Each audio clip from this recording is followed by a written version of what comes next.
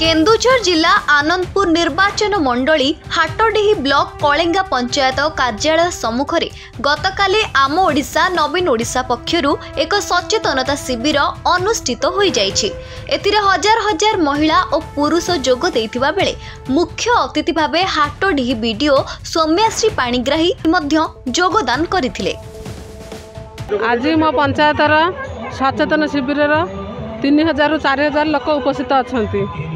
तो आज सभापति आमर आनंदपुर निर्वाचन मंडली विधायक हाटडी ब्लॉक उन्नयन अधिकारी बीडीओ महोदय आमर 37 नंबर जून जिला परिषद महोदय आउ भाइस चेयरमैन आमर चखिया ए सब आसिक आज आमर कलिंगा ग्राम पंचायत जोग देइछन्ति।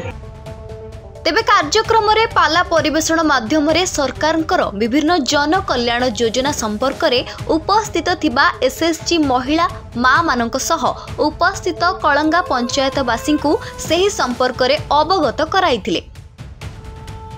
तेबे सर्वशेष रे स्कूल रो कुनी कुनी पिला मानक द्वारा सांस्कृतिक कार्यक्रम परिवेषण करी आम ओडिशा नवीन ओडिशा तरफरु जन सचेतनता शिविर शेष होइथिला। केन्दुझरु सत्यव्रत जेनाक रिपोर्ट दूरवार्ता digital live.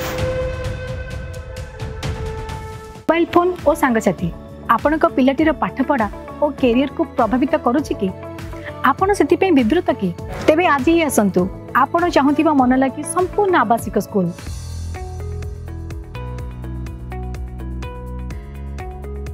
TSC Gurukul Gothapatna Bhubaneswar.